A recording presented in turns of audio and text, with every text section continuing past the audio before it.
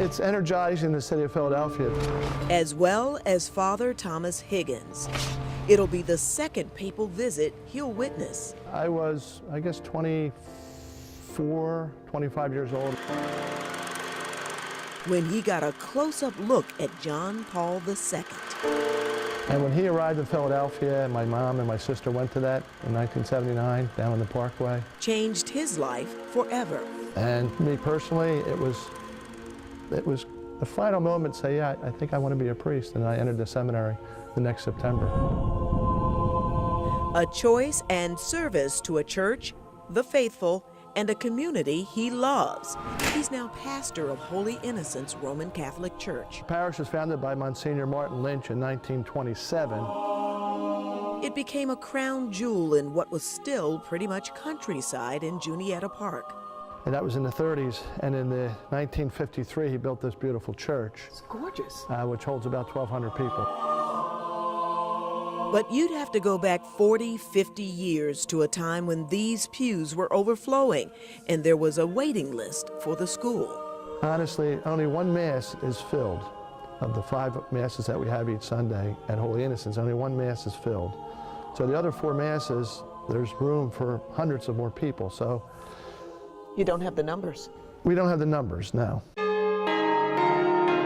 Almost a shadow of what it was, even after 3 other parishes and part of another were merged into the much stronger, self-sustaining Holy Innocents.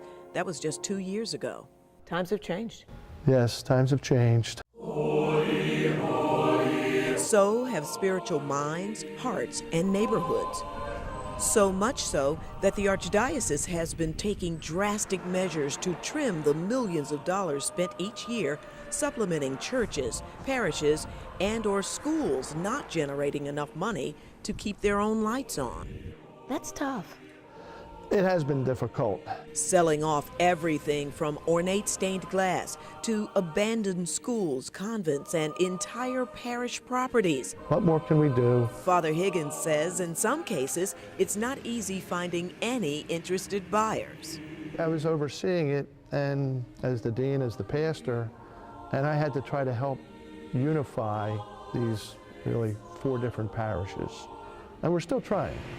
Trying times for generations of families who had grown up in Mater Dei Rosa and St. Joachim, both in Frankfurt, St. Joan of Arc in Harrogate, and the parish of Ascension of Our Lord, smack in the center of this West Kensington neighborhood.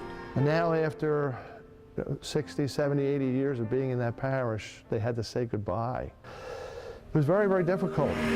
Abandoned, sold out, lost is how many in this community serviced by this century-old former parish feel today.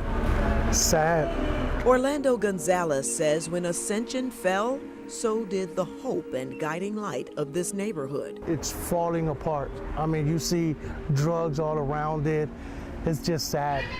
The Harrogate community has been abandoned in many ways. But St. Joan of Arc will not go the way of Ascension, vows Sister Linda Lukeski. We're working very hard to maintain a presence here. Rallying volunteers and donations in a crusade led solely by this feisty, spunky nun. You're simply not willing to give up on this community or this church. No, I'm not. To provide nourishment, both physical and spiritual, to a community who has very little to give anymore, but they need a lot. People come from all over. The Old World Style Church holds a popular Sunday Mass, all in Spanish. I mean, they have such history. All of them have history. Still, with the parish often dipping into its savings to supplement Joan of Arc and others, Sister Linda knows all of this could shut down any day. That's a very big possibility. But Sister Linda, Orlando Gonzalez, and Father Higgins all have high hopes riding on the Pope's historic visit, praying that some hearts may be touched and faith restored. Well, I hope so. It's my prayer, and really it's what we're all working for here. Can there be enough to revive churches and parishes, or at least hold on to the ones still operating? I have faith that's going to happen.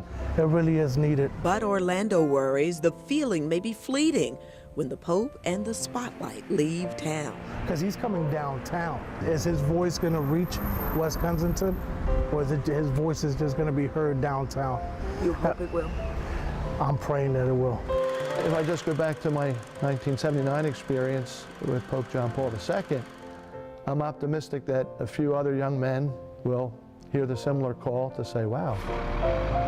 Father Higgins has no doubt, though, that he'll still have to reach out to reclaim. Yeah, do you live in the neighborhood? Yeah, like down that way. One Catholic at a time. Come and visit. You got the I mass definitely- schedule there. yeah. Joyce Evans, Fox 29 News.